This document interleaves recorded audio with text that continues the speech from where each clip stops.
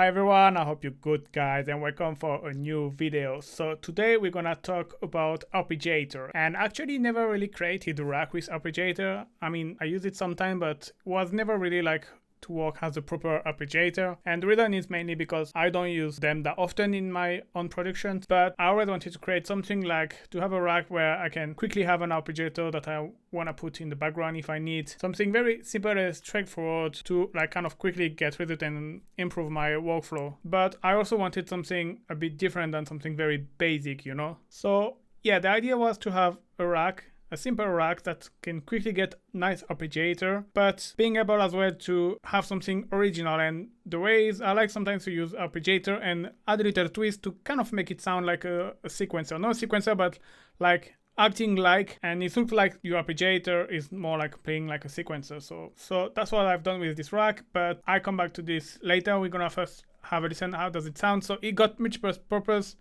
I tried to make 4 different kind of techno, different kind of feelings. Just keep in mind that all the synth, inside the rack, the synth is wavetable, and I always use the same preset. I just made some little twist, and I will come back to this later as well. But yeah, let's have a listen. So you have like stuff more like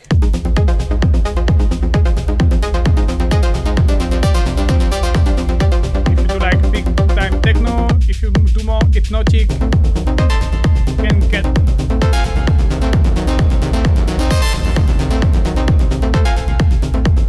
when I was saying like almost like a sequencer, you can hear like this is arpeggiator, but it's almost sound like if it was a sequence. So yeah, then after you can do more classic stuff.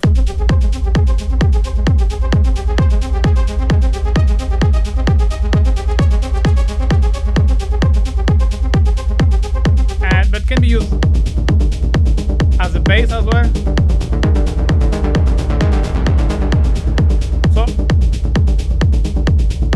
As usual, I try to do something very versatile, like have multiple purpose, but still keeping the things clear and simple.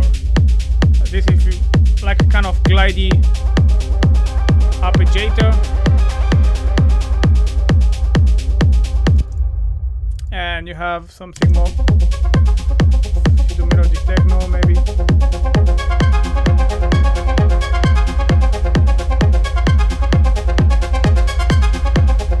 But you can get some weird stuff as well.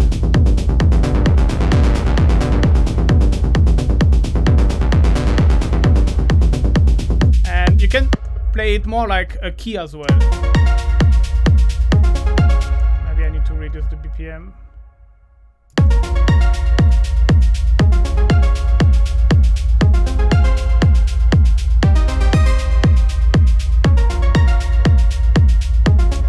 So yeah, that's all what kind of stuff you can do. You can obviously do way much more. The thing is, for the little trick I use Wavetable, but you can basically, it works with any kind of synthesizer. I've choose Wavetable because I've kind of preset a lot of parameter the way that you can really quickly make your own. And the good thing with Wavetable, you can quickly change your waveform and your wavetable and can get kind of different tone. And on top of that, if you go on these things here on your rack and you just highlight, and you can see there is the text info, and you have as well a lot of quick tips that you can read and see, and that I've made, like how you can quickly create your own preset. So yeah, I'll come back to this later. So the main idea behind this rack, I'm just gonna create from scratch like this. You're gonna understand the main idea behind. I'm just gonna take Wavetable, I'm gonna bring 2 oscillator, and I need 2 sawtooths. So you have your arpeggiator, okay, and the key there is setting first using this step section. So you make your arpeggiator jump, like once is the normal note that you play, and once is playing an octave upper. And this is interesting. For example, you can change here as well semitone, but where it gets interesting is when you check the second oscillator and you decide to change the semitone as well. So let's say now let's put +7.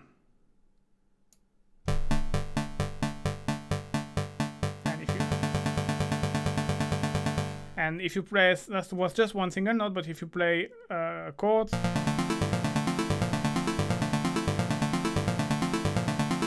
you can experiment with that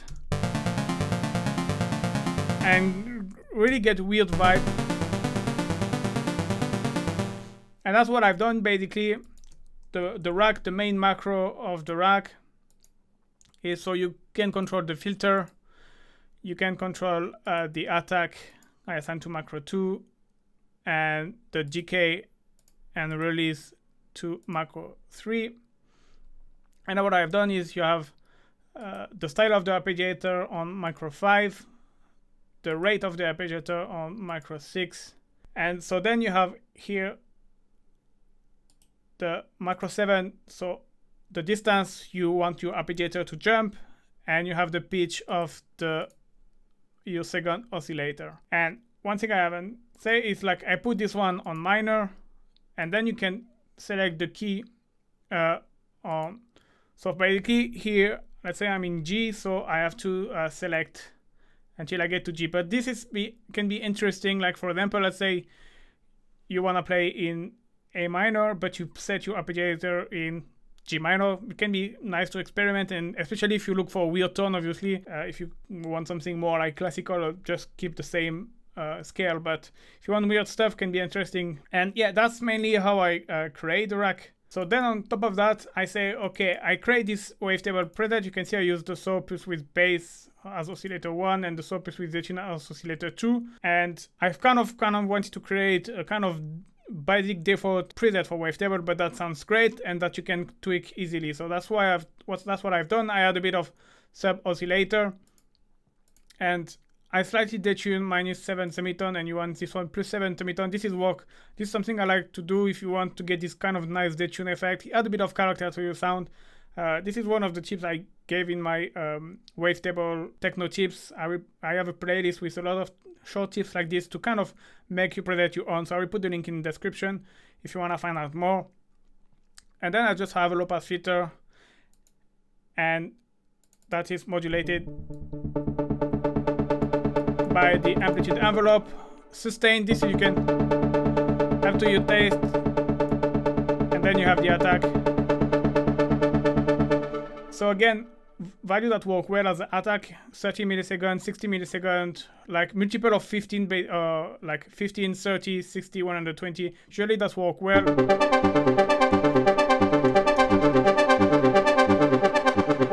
Sometimes having an attack around 30 or 60 milliseconds and bringing a short decay, you get this kind of nice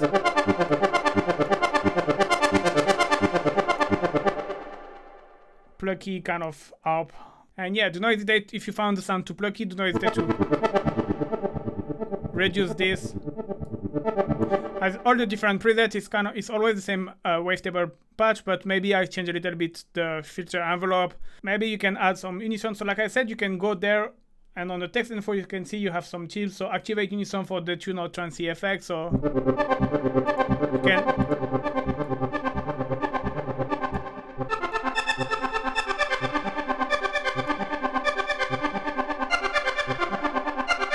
And again, if you want to make it sound more like a normal arpeggiator, just bring the step to 0, and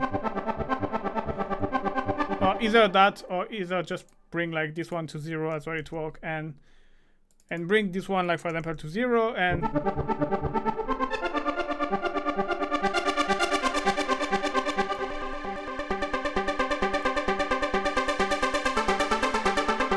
you will get more like.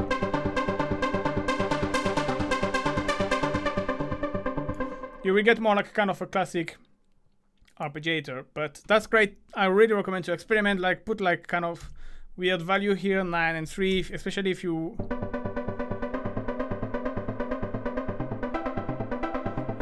after this kind of weird, this is really nice in techno, this kind of weird detune.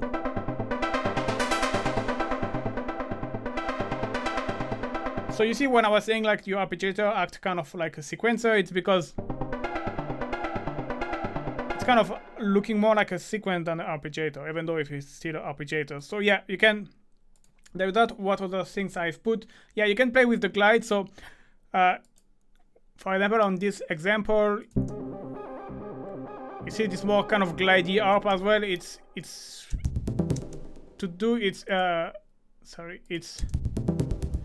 easy to do. So it was in poly. Just bring in in mono, and you need to bring the gate here at 100 and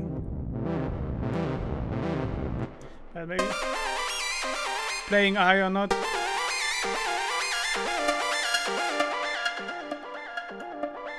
And if you put something more musical,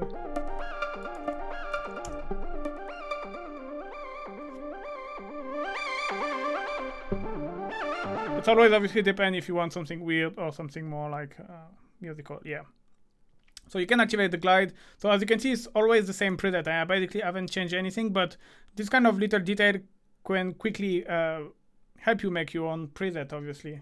And that's what I wanted with this rack. I really wanted something like pretty simple on the paper, but that you can easily tweak quickly. And I even add so LFO1 and LFO2. So this one I'll just have a bit of 27 amount, but it's a fast LFO to get this. But you can remove it or accentuate if you want more character. Again, on the LFO2 as well. So this is like preset. It's just the amount is at 0, so it doesn't work. But if you want to add, you can just go. So I'm gonna remove the glide for this because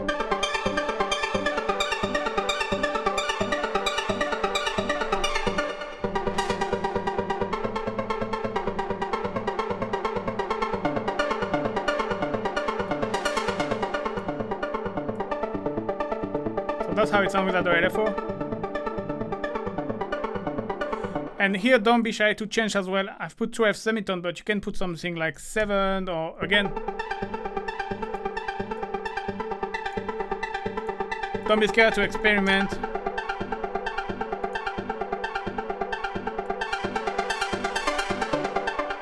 So yeah, like I said, that's something I really wanted. Like, basically here by default it's pretty simple. If you want something simple, it's very easy to get something good out of it. But obviously if you want something a bit more weird and complex, you can easily go inside and tweak Wavetable. And I've set Wavetable in the way that it's easy for you to tweak it and get something nice and original. And you see, go to LFO1, go to LFO2, and yeah, the glide. And yeah, filter envelope. Yeah, that's the first to my mind that you can easily tweak. And after what I've done, so there is a couple of effects. That there is a chorus, but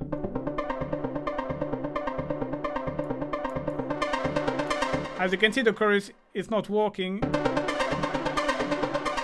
The reason why I've done that is, again, I've put some effect. They are not all working. You can see this one is activated, but this way you can easily, if you want to make your own, you can go inside. You know you have your chorus. You can quickly add chorus, and I've done that because in 2 weeks the next video it will be about chorus, and you will get, I've made like 6 presets for chorus. And so like this, once you get the preset, you can quickly swap to kind of weird preset I've made, especially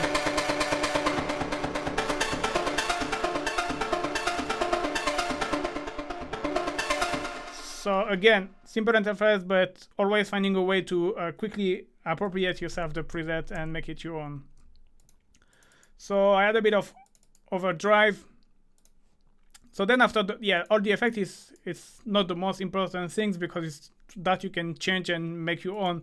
The main thing was really like the fact to have this arpeggiator with the step here and the second pitch of the oscillator. And obviously I use Wavetable, but you can again use analog or operator or any kind of, or serum or any kind of other preset that you want. So because the sound itself is just has a bit of saturation. Here I had noise because you don't have proper noise in Wavetable. You can use the Wavetable, but it sounds like shit. And that's I could have like group and make an instrument rack inside with an operator or analog and have this sound this way like this, but it was like too much headache and too complicated. So I just bring this vocoder with noise, and you can add more weird noise effects if you want on top of that.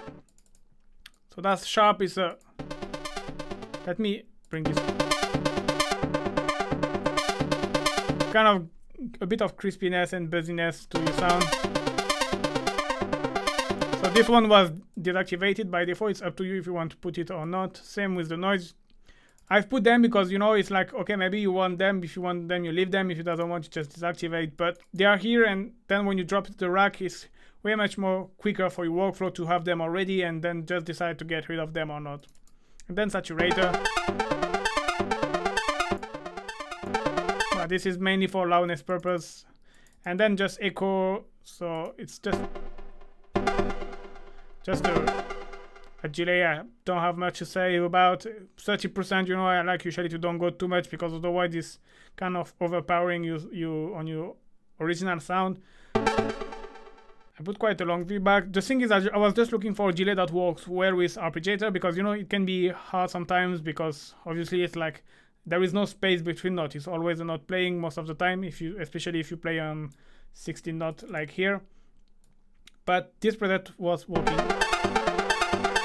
well, so yeah, that's how I've done. And I just slightly shift this one, and yeah, I even used the reverb of echo as well, and then reverb. So again, this is might be too much reverb, might be not enough. You can even go a bit more because sometimes, you know, if you have like more like a classic arpeggiator that you want to put in the background, it might be worth to go a little bit more on the dry wet and on the decay time to really kind of put it in the background. And if you want,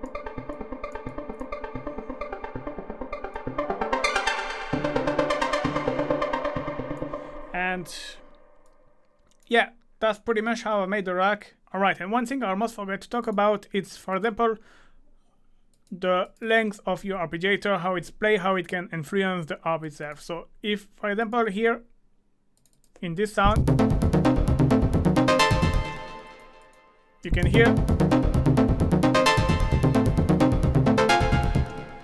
the trick here is basically you add an extra step. So this way you have 2 steps, but then if you play a short chord, it's not gonna play the second step, it's just gonna play the first step.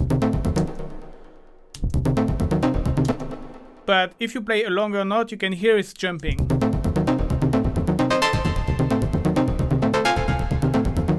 And here I've played with that. It's just 2 simple chords, but it's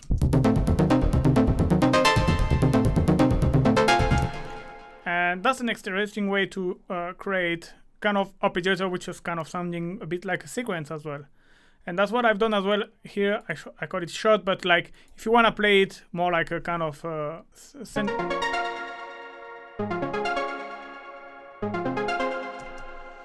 yeah, so you can really as well, I didn't say, but you can really experiment with the length of your chord and according to as well the step you want to put.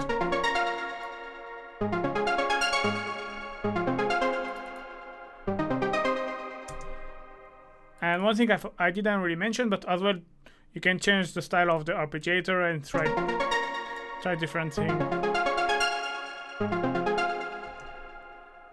And yeah, in terms of the MIDI note, I haven't shown them, but anyway, the file will be available. The MIDI note will be available, so you can examine them more in detail. But usually it's chord or